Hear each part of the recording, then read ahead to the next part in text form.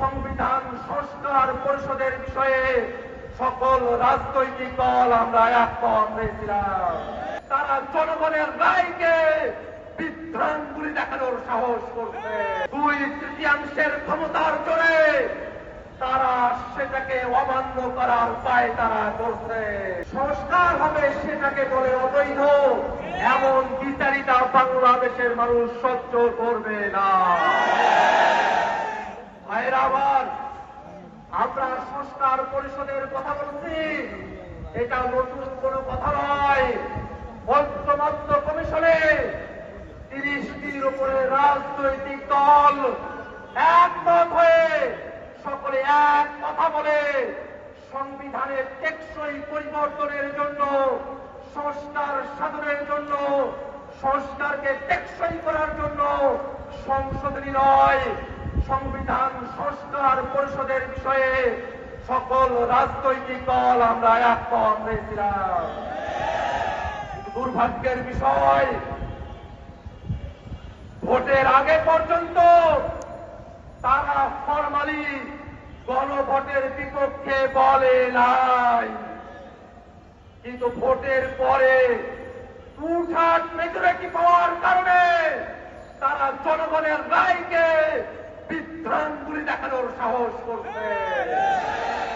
জনগণ গণভোটের মধ্য দিয়ে বাংলাদেশের রাষ্ট্র কাঠামোতে যে পরিবর্তন চেয়েছে, আজকে 2/3 ক্ষমতার জোরে তারা সেটাকে অমান্য করার উপায় তারা করছে। ভাইরা আমার, তারা সংবিধানের কথা বলছে, আমরাও বলি দেশ পরিচালনা করতে সংবিধান লাগবে, কিন্তু সেই সংবিধান 72-এর মুজিববাদী সংবিধান না। সেই সংবিধান শেখ হাসিনার সংবিধান না।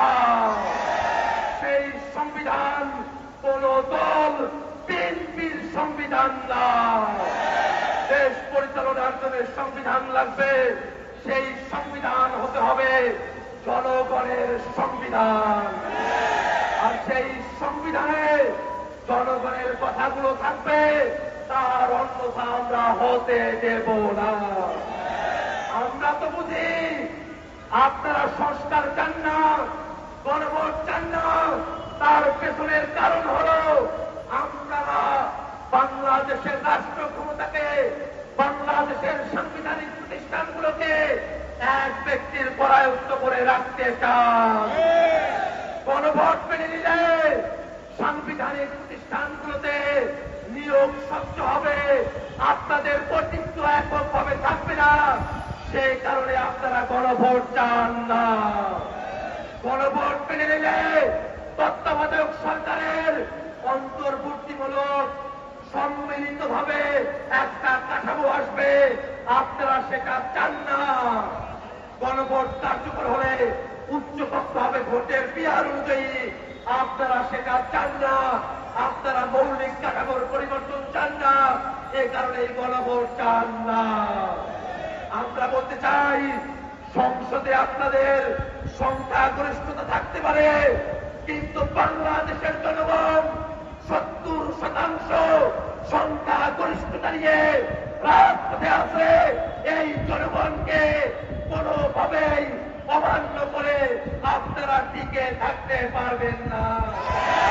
আপনাদের পতন নয়, আপনাদের সুন্দর পদক্ষেপের অপেক্ষায় জাতিকে সাথে নিয়ে আমরা অপেক্ষা করছি। সংসদে রাজপথে কথা হবে সংস্কারের জন্য।